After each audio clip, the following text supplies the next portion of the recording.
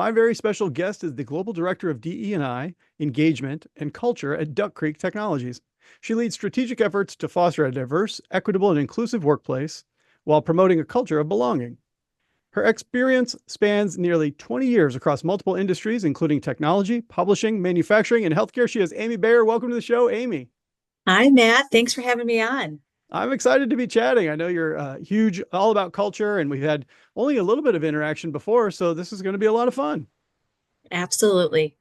Well, I'll take us back. During our first conversation, you mentioned to me that you chose to join Duck Creek Technologies at a pretty unusual time, March 9th of 2020. So that's a very auspicious sort of beginning to that. What was your experience going through a global pandemic, onboarding at that time, and what does it really teach you when it comes to things like company culture?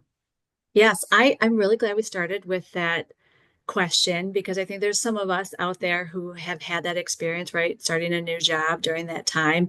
And it actually taught me a lot about myself too. And also about company culture and onboarding. So I wanted to just start with myself. I actually really struggled. We met March 9th. I started the job, was in the Boston office, and then met in person. And then kind of everything around the city was shutting down. And then, just like everybody else, went back home to Chicago. Um, March 16th, we were going to all try something new out and work from home. And I had, worked a day here or there, but never really 100% was out of the office. I'm a kind of person that gets my energy from people. Mm. And I also was starting a new job, had to build trust, relationships. And I was like, it seemed like a daunting task to have to do it through a screen. And I'll be really honest, I think I share this with you too. Like by April of 2020, I didn't even really want to get out of bed. Like I was very depressed. I was, struggling. And I'm like, okay, I got to figure this out. And I realized I've got to figure out how I'm going to bring my energy up. Started working out in the morning, started to listening to podcasts, started to walking. And so I realized myself that I needed to be more intentional about how I show up and how I show up at work. But I think it also showed me too is that, you know, onboarding a lot before could have been in the past punted to human resources at times, right? Like you could be like, okay, let them figure it out. I also think about too, like people could be like, well, the values, your core values are on the wall. That's, employees can figure out things like that. And, but none of that stuff was in place. And so I think as leaders, it really made us get more intentional about how we're introducing employees into the company and culture. How do we make sure that they belong? I know I brought a new person in a couple of years ago. I spent a lot of time on the plan, who they were going to meet, what they were going to learn, and we did it virtually, and then we eventually met in person. But I think I'm a better leader because of it. I put a lot more thought into it and intention, and I think just overall, like we're now almost it's coming upon 5 years. We're still trying to work on it and figure it out. But I think the word, and you'll probably hear me say it a lot, is it is intention. I think as a leader, we can't just assume anything anymore. You have to make sure that you are sharing it, being intentional, and really being creative. And how do you make sure that they feel a part of the team? That's a hard thing. I think a lot of companies are still trying to figure that out as well. I think anybody who's going through an onboarding process, they're trying to pick up cues and clues about what it's like really to work here and what are things all about. You've been through the interview process, you kind of got a flavor, but now you're really here. And I think for Right. those companies that didn't have that type of intentionality that you talked about, they lost a lot of the ability to informally communicate those things, which might have happened a little bit by osmosis for people that were going to be in the office for a couple of weeks. But when we went back to these remote situations or hybrid, you just really have to be that much more explicit about what you're all about to do some of that heavy lifting for you, because otherwise there's just not enough contact points to really just divine it on your own. Yeah. But wouldn't you agree though? Like I do think it was a good thing though, too, as a Mm. leader to have like a more set. I think that we were doing it, but I think a lot of times it was like, oh, we'll figure it out. Well, it's like, this really makes you be mindful and plan about it. And that also sets that experience in the right way and the right path. And I think that those first few days, 30 days, 90 days make all the difference with employees if they're going to stay at a company or not. Yeah, that's that critical time period where they really need to experience that type of belonging and that type of connection. If you can't get them to stick, and it's harder. I mean, I think there was a lot Yeah. of there used to be an old thing going around, which was like, if for a virtual company or at least virtual employment, if you quit and you never went into the office, did you ever really actually work there? And that's how Right. people felt. It didn't feel real. Now, as you mentioned, 5 years in almost, this is just what it is. People are working more frequently remote, fully remote, or at least hybrid, and it's not going to go back. For industries, it'll kind of shake itself out over the next few years. But I think that the reality is that some significantly greater amount of virtual and hybrid work is here to stay. Absolutely. And like I made some of the closest relationships that I had during that time with people on the team. So I mean, like the building of trust and relationships, it is possible. I didn't even meet my next leader until like 6 months later, but I already felt like we had such a rapport established. So I do think it's like it's here to stay. I think when people are like, you can't build that trust, you can, because we were forced to do it. And I think that it's just a different time, but I really do feel like we are better, all of us, because of it. And I applaud you sharing your own personal experience going through it as well. I know it was very um, disarming in a way for many of us. And I think, like you, I get my energy from working with and through other people. And I Yeah. enjoy lighting up and seeing people on Zoom. It's great, but guess what? It's not the same. And I think now when you have these opportunities to get together with people, whether it's a networking event or you go into the office or however it works, you kind of remember what it was like to have this all the time when we kind of took it for granted. But I really appreciate you sharing sort of the adjustment that you went through. I went through something similar, and it was just a very unusual time. And it sounds like you've emerged better for it. Yeah. No, absolutely. Yeah. It's interesting that we're talking a little bit about culture, and I love this term that you're using about intentionality. And I know that your CEO, Mike Mike Jakowski, he's always had, from what I understand from you, this active interest in culture and shaping that culture and being a part of it. But I wonder, how does he actually articulate that interest? It's one thing to kind of feel it, but it's another to sort of kind of express it out loud and really advocate for that? And what type of involvement has he had when it comes to shaping and even evolving the culture over time? Yeah, and I'm really glad you asked this question and I'm excited to share. I'm gonna gush a minute. He is just an incredible CEO. Obviously, I shared with you before, probably the best I've ever worked for. But your question is really goes back to why I feel that way about him because it's his true north. It's his authentic self, like you talk about in the book, that authentic leadership. Some of the stuff that I do, some of the work, right? It's not that it's not an important part of the business, but we also have a business to run and customers. And there's a healthy tension if employees are maybe helping out on employee resource groups or employee experience councils, that's also adding on to the other things that they're doing. And so, we've had some moments, like I'll use an example that we have an employee appreciation day, which he's leaned into right away. I was like, hey, let's give the day off to employees. This is we call it our duck day out. No, I'm sorry, it's duck out day. We have duck out day. But, I have to say we had a couple blips last year with it where customers were needing help. We had employees off.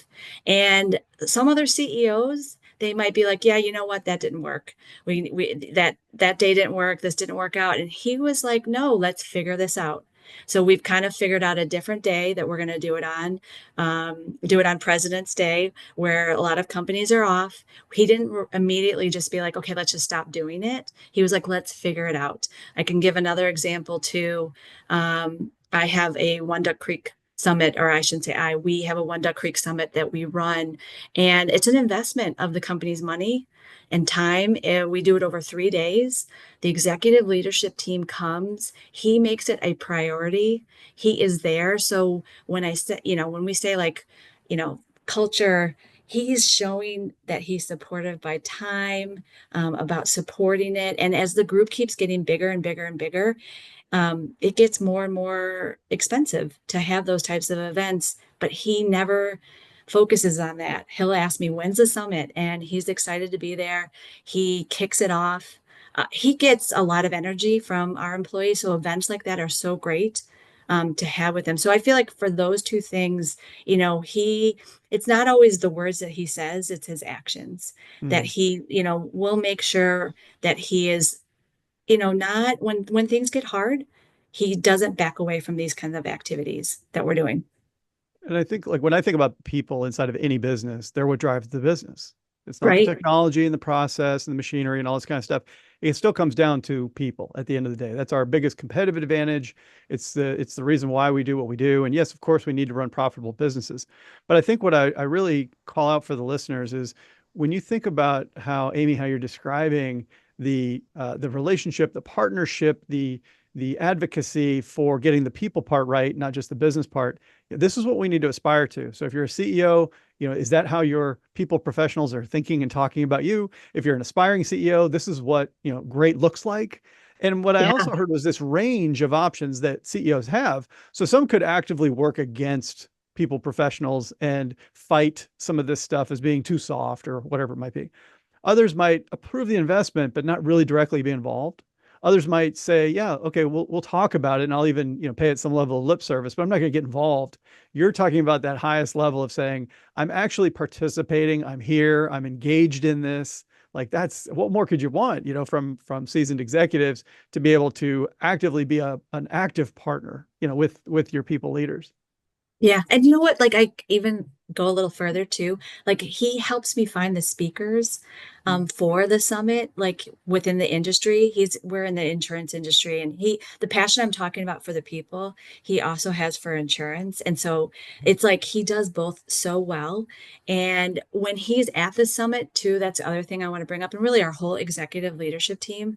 And this is where it comes back to our culture. He's so approachable, and Mm. he will make sure he talks to almost everybody there. If you're sitting at a table with him, he is asking about you. It's so approachable, and it makes such a difference, and employees are just so excited to see him when he comes. So I'm with you. As for the CEOs out there, like, I gush about him and would run through a brick wall because he is, like you said, doesn't just advocate for it, but he is embodying it, supports it, and makes it a priority at Duck Creek. I love how you said that too, that he's as passionate about the industry as he is about the people part. So it's a lot of times we feel like if we give energy to one thing, then we don't have it available to something else. It's like if I care a lot about the people and the culture, then who's actually taking care of the strategy and the customers? The answer is the CEO, you got to do it all, Yeah. and set yourself up in a way that you get energized by those things so that when you might have, an industry event where you're going heavy on the technical side of the business, you're excited about the possibility for your future. You come back and lean into the people part, and then you're excited that you had an employee day. Like that's the only way to have enough energy to really bring and do all the things that you need to do and integrate to really, have that next level business success. Yeah, I'm with you because you can burn out, right? And it's hard. It's a hard job as a CEO, and you're expected like to be everything. And like you said, figure out where your energy lies. I mean, as I brought up, Mike gets so much energy. So like I get excited when we do have an opportunity for him to be around either our customers or our employees because it does make such a difference for him as well. Yeah.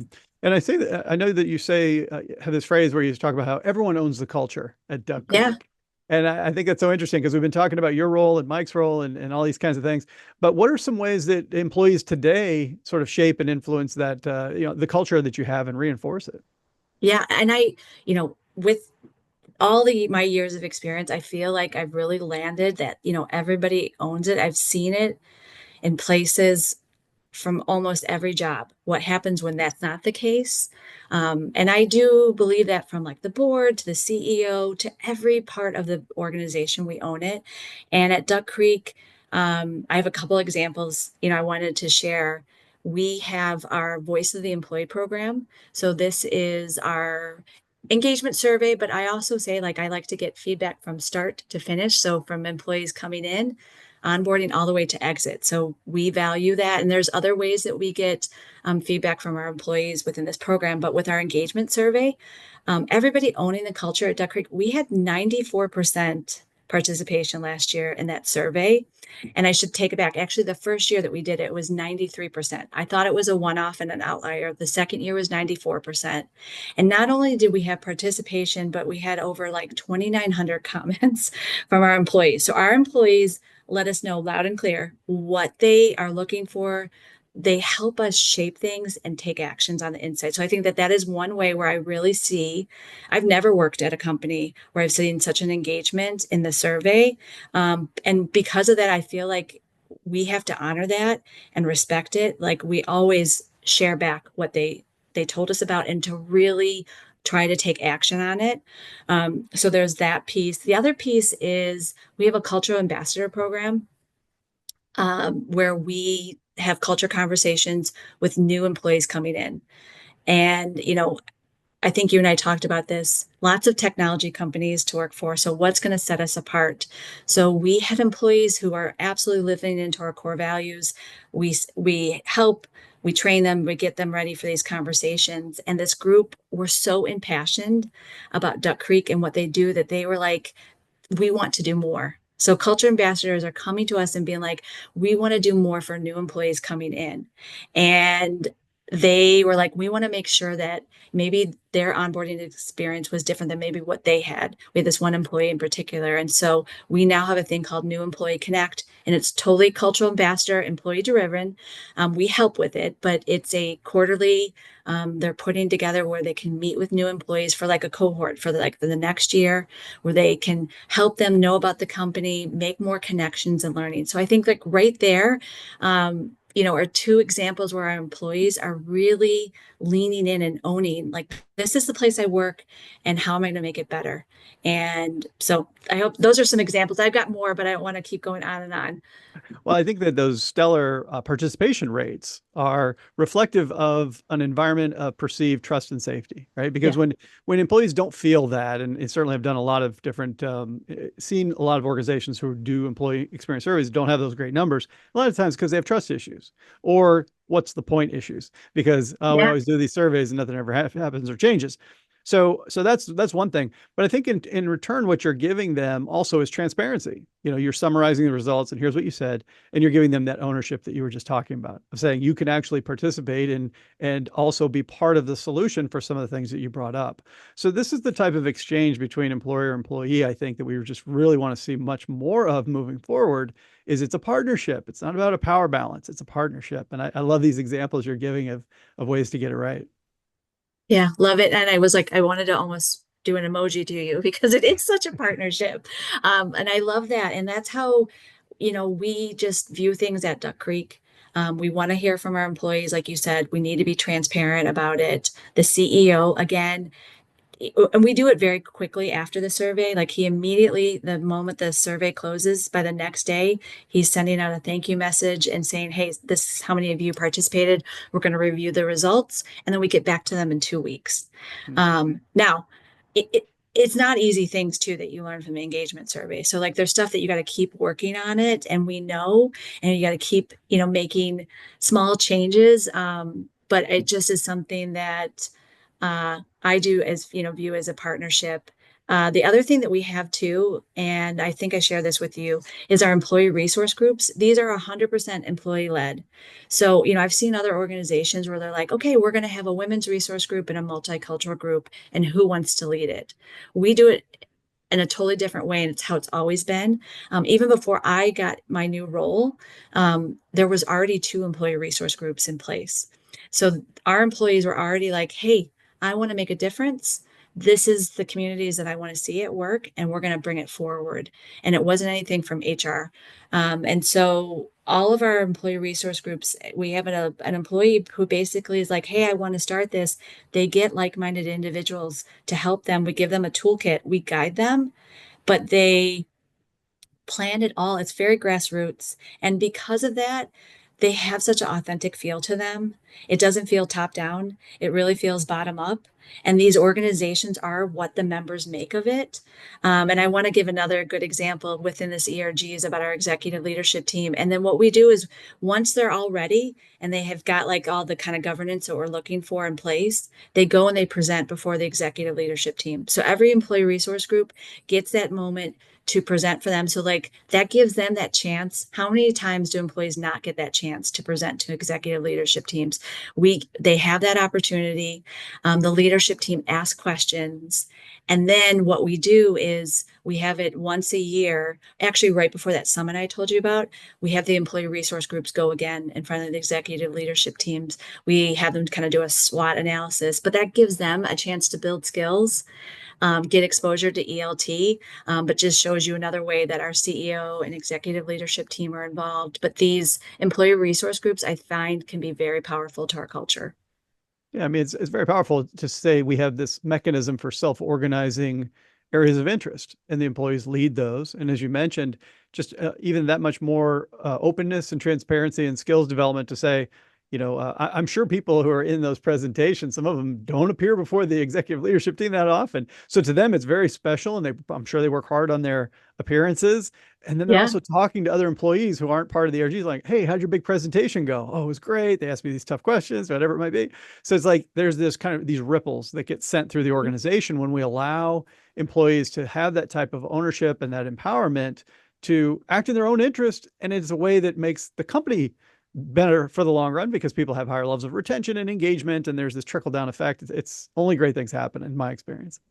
Yeah, no, absolutely. And I that skill building too within all these different things that new employee connect I'm telling you about, the ERGs, I could go to other examples too.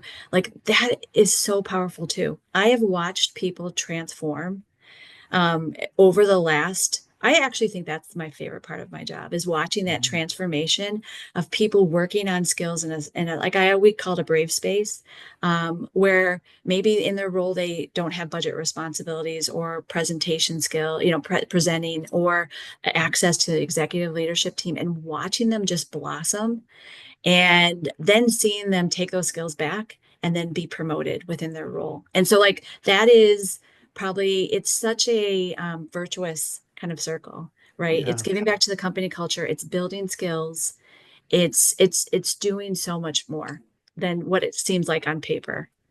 Yeah, it's that classic win-win-win, right? So the Yeah. organization's getting stronger, the employees are feeling heard, and the individual employee who participates and leans in, they develop skills as well. But I want to go back to something you said, which was that you talked about your new role. And I Yeah. know that a few years ago, when the role opened up, this is the DEI role. I remember you told me that you didn't exactly pounce on that opportunity. So you were gracious enough to tell us in the beginning about how the pandemic caused some sort of adjustments for you. What was going on when this new role opens up and you're kind of like, I'm on the fence a little bit here. What was happening Yeah. there? What happened after? Yeah, I'm going to be really real on this podcast about myself. Yeah, I think I shared with you. I was out of the workforce for about 10 years. I was a stay-at-home mom and I re-entered the workforce and I came back really re-energized, knew I wanted to be in HR. But I kind of was playing it safe, going for the same roles. My current chief people officer, she joined the company and I just told her, "Hey, I want to do more.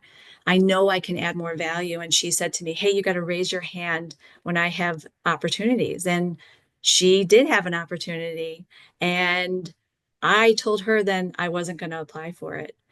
And I literally was, and I read this in your book and it resonated so much. Like I was playing small. I was extremely fearful. I had a lot of self doubt, but if I actually look back at that time, it was like the way I spoke to myself, which is that inner critic, um, which is it was really kind of when I start to play small, it comes from fear and I start to shrink instead of expand. And her being this great leader that she is, she then reached back out to me and said, "Hey, I'm just checking again. I really want you to apply."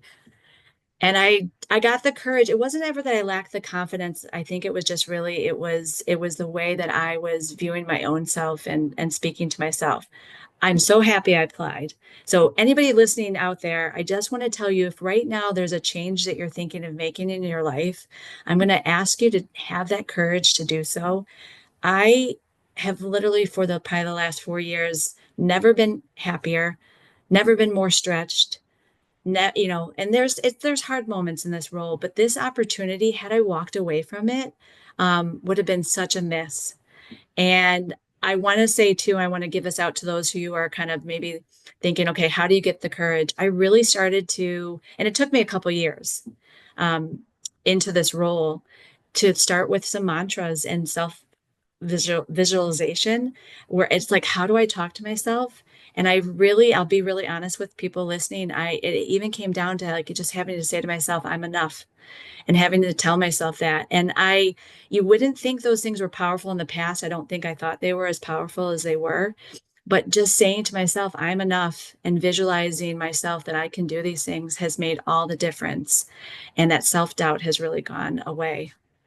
I love that you share that with us. It's so relatable. I think we've all been in that situation before where we're tempted to play small. We're operating from fear or lack or concern, whatever it might be. And it's not the kind of energy that ever generates things. It never creates things and possibility. It doesn't lead to growth. And so I feel like I give you a ton of credit for having experienced that. And I give your chief people officer credit too, of saying, hey, you might not have noticed I cracked this door open for you a little bit. So I'm open a little wider. Like, what do you think? You're going to walk through it? Yeah, it's up to you. You got to walk through it. And you're like, you know what? I'm going to. So a lot of credit all around. And I love that you also hit on the importance of mantras, visualization, examining core beliefs, whatever it is that it takes to sort of explore that mindset and shift from this rigid, closed, kind of solid sort of mindset to one that's much more open and flexible. And the fear is not going to go away. It doesn't need to go away. But the fact is that in order to reach that next level, like you have to do exactly what you did. And you're just sharing with us exactly all the good things that can happen if we're able to give ourselves a little bit of space, but then also to push ourselves outside of that comfort zone a little bit. Yeah. I think too, Matt, like where I also start to get shrink up is being trying to be perfect. I think that that's also like that perfectionism shows up within me. And it's again where I got to say those mantras. But it's like I've tried to work on and, self-awareness more this year about that perfectionism. And it's like progress, not perfection. It's okay to be messy. And I have to say it does have a lot to do with the leader that I have in place right now. And she's the same one. And she is lets gives me that psychological safety to try so many new things out and to share things. But I just for anybody who's listening out there, try those mantras. They really do work. And there's different ones for everybody. I've got a couple listed. Um, and I just it's just a reminder of the words that we say to ourselves make such a difference. Now, unfortunately, some of the people listening in may not have the strength of either their own HR group, maybe the culture is not exactly helping them in some ways. Maybe the CEO is not as engaged or invested as Mike. So for the listeners who might be operating in those types of environments, what advice would you have about how to create some of what you're talking about almost at the local level, in spite Yeah. of, in some cases, the macro environment as opposed to that? So, and I think about my level down leaders who are listening in. What tips would you have for them to be able to kind of emulate some of what you've discussed here today, but without the help of some of the other environmental factors? Yeah, no, and this question, I'm going to keep saying this is such a good question. But as I was reading your book and I was kind of formulating how I was going to respond to this, it really follows along that like start with self, go to the team that you lead, then go to the organization. So starting with yourself, I feel like, and I brought it up, it's the grassroots things that you can do at a company that actually probably resonate more with employees, and feel more authentic and probably make those lasting moments and memories and impact. I think of a small thing that my husband has had a lot of success for. He works in manufacturing. This is not a common thing that people do in manufacturing. And we've done it also at Duck Creek, is a book club. So, get some like-minded people, get a book. It doesn't cost that much money. You get then maybe an hour a week of talking, kind of creating shared language, creating relationships. You'd be surprised the community that can form from that, and then it kind of spreads by word of mouth. So like that's like a great small way to do stuff. But as I said, like starting with yourself, like that's a, a definite thing to build the community. But like, how do you show up at work too? I think that that's such a big thing, and people are attracted to people who are open and leaning in and kind of leaning into the core values of the company. So I think you'd look at yourself, then you look at other ways, small things that you can do. What ways can you make an impact? And then even as I brought up like an employee resource group, there's just small ways that all of us can contribute and do things that don't have to be HR led. And I actually find that sometimes it's the small gestures that people forget about that actually make the biggest impact. I like that a lot. And I think you're exactly right. I always say as leaders, we must go first. You know, Yes. we have to take that action. But I also think that we can't use an excuse of saying, well, the company's a hard place to work, or well, they don't do anything to support us. Well, you're still leading your team. And if you're an individual contributor, you're still leading yourself. The way you comport yourself, the way you work with customers, the way you work with other internal stakeholders, whoever it is, doesn't matter. And I think doing the small things at a local level is always available to us. So I love the examples that you shared. Yeah. And I think like I just like what you're saying, people then want to work for you too, right? When you build that team, and that's how it starts. And it kind of, I think of like probably Mike Jakowski years ago as a leader, right? You start to develop those people who want to be around you and want to work with you. We carved out of Accenture, so they had to bring people over from Accenture, and that's a well-loved company that people work for years and come out and start Duck Creek. So it's like really you can make impact and ripples at that local level. And, I would really, if anybody's listening, say, like, think about that first. Like, how do you show up and what can you start to do? Yeah, I think I'm big on energy these days, and I feel like there's a certain magnetism when we model the right behaviors, when we make ourselves willing to be vulnerable, to talk Yeah. about growth, to talk about the importance of ownership, to share, to provide safety, all these types of things that we constantly talk about. You have to do them. It's not enough to understand that they're important, or even to say that they're important. You actually have to do them. And it sounds like between Mike, your chief people officer, yourself, the employees who are part of these ERGs and presenting to the ELT and all that good stuff, like you're hearing this come through. Oh, good. Yeah. And like the words, right? They're great, but it is the actions that go with it and the true north, because eventually you really do show up, Yeah. and, like your actions will show who you are. Yeah. And I think the other last piece of advice I'd have too for level down leaders is start small, start with the most Yes. basic things. Make sure you've got that local trust and dialogue. You're taking active interest in people's career paths and even sort of what they're excited about. My very favorite question, what's your favorite part about your job? You can go to anybody who works in your company who you don't work with day to day and ask them that question and they'll tell you. And it just all of a sudden the positivity level of the organization just takes a tiny little bit of tick up. Well, you make enough of those improvements and all of a sudden, things really start to happen. Yeah, and like even the other small things like starting like a Teams channel or a Slack channel, or even I heard someone had from Duck Creek had told me like, hey, I just started a little coffee chat virtually, and it kept growing. People who just wanted like on a Friday morning to connect. So I think that there is a lot of things, we start with those. Sometimes we have those self-limiting beliefs, like it's too large and I don't even know how to fix it. But if we can start to just chip away at it, even in my role when I started, it was daunting. We didn't have any of the things in place that we did right now. I needed to just start small. I always am a big fan of that. Like start small, get some easy wins, create the FOMO, and then people will come. And I always don't. To me, it's not even about the numbers. It's about just being authentic and having the good experiences. If I make an impact for one or two people, that's actually most important to me. I love it. Love it. Love it. Love it.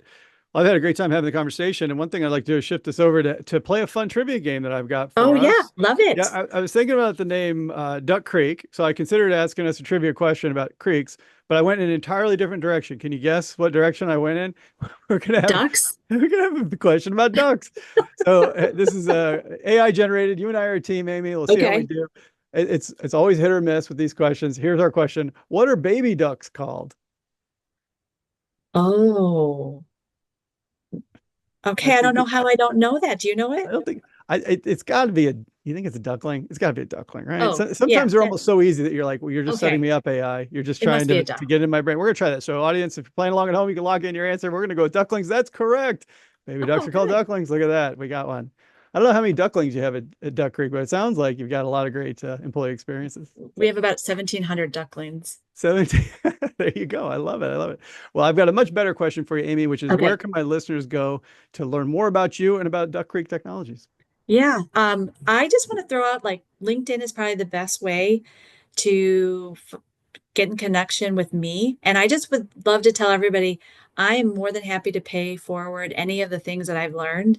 You know, if they're looking for conversations about culture, employee resource groups, employee experience, I've had some great mentors and love to share. So reach out to me. Um, Love to share anything that I know. And I think if you want to learn more about Duck Creek, you can, our website will be listed, and we are always looking for talented people to join our company. There you go. Just like Amy said, I will have those links for you listeners in the show notes. You're only one click away from getting over to connect with Amy on LinkedIn or to check out Duck Creek. So, Amy, thanks so much for spending some time with me. I've really enjoyed the conversation. This was wonderful, Matt. It has been really nice to meet you. Thank you so much.